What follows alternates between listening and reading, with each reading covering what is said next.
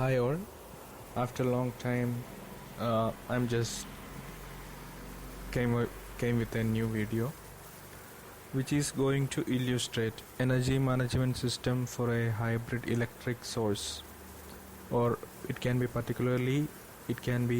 applied to a electric aircraft for its energy management system.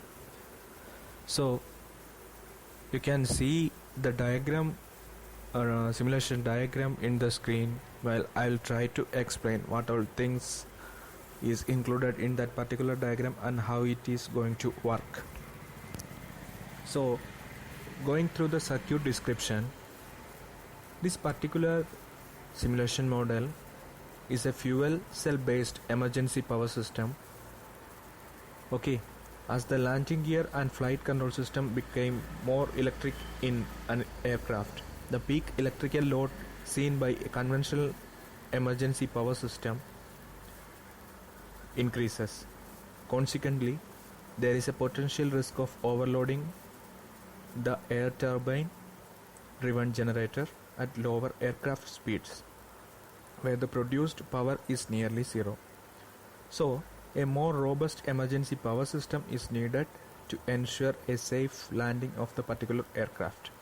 This model presents an alternative emergency power based on fuel cells, lithium-ion batteries and supercapacitors. And this particular model also features different energy management systems for a fuel cell hybrid electric source. So while going into the more details, I'll just try to tell the different ratings of the components which is included. The fuel cell used in this model is 12.5 kilowatt, that is the peak power. That is proton exchange membrane fuel cell module with a nominal power of 10 kilowatt, a 48 volt 40 ampere hour lithium ion battery system, and a 291.6 watt 15.6 farad supercapacitor system, a 12.5 kilowatt fuel cell DC-DC boost converter with regulated output voltage and input current limitation, and two DC-DC converters for charging and discharging of the battery separately given. For one is for charging and another one is for discharging the battery.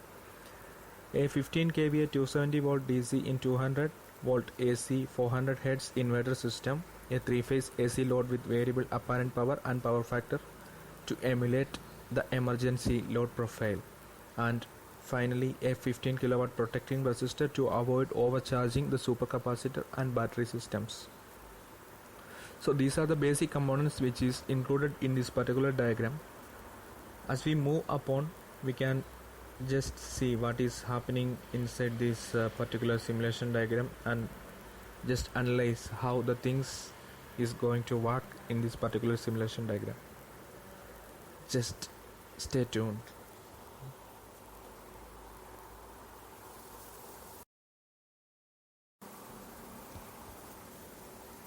Okay, let's start. So just to understand what all the blocks are included in this particular diagram, there is one fuel cell power module, and there is a battery bank, and there is a 3-phase load and a supercapacitor system. So all the three sources, I mean the first source is fuel cell power module, and second source is battery, and the third source is supercapacitor.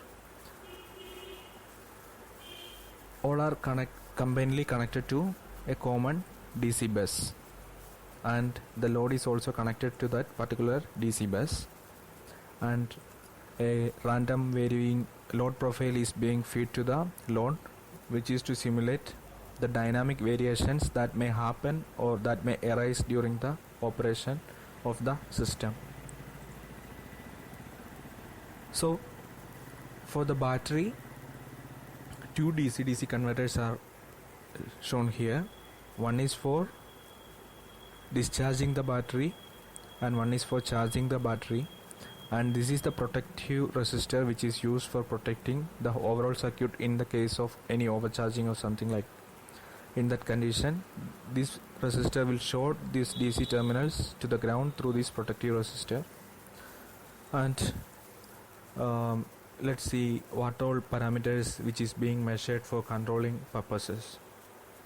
So as you are going to the energy management system, we can see what all things are being taken as inputs here. See, this is the inputs from the fuel cell, and this is the input from the battery, and this is the input from the supercapacitor, and this is the converter current, and this is the battery converter, battery discharging current, and this is the line voltage. These are the 6 parameters that is being considered as the inputs. And let's see what is the actual output of the controller. Output of the controller giving the current references for the fuel cell, voltage references for the fuel cell, current references for the battery, voltage references for the battery, and it is also giving signal to the maximum battery current and DC link voltage, whether the resistor should be, protective resistor should be on or not, and whether the load should be on or not. All these signals are coming from the controlling system. So just have a look into the energy management system. Let's see what is happening inside.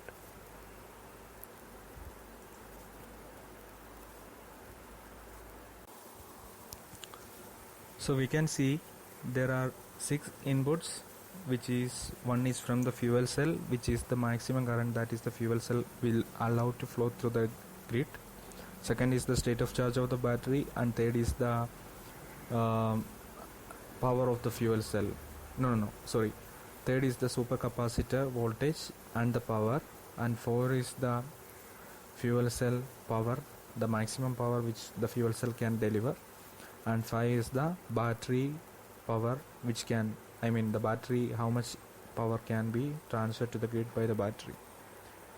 So every one of these inputs is going into the control system, that is the control model which is being shown here, and from that there are 6 references we are getting. One is for the fuel cell DC-DC converter references, and one is for the battery DC-DC converter references, and one is for the battery charging converter references. So all these control signals are given to each DC-DC converters. Actually these DC-DC converters inputs and outputs are calculated by this control system, and the overall system is working based on that particular signals. So this is just a quick go through. Maybe at a later time we will have a more detailed discussion on this. Stay tuned for more. Thank you.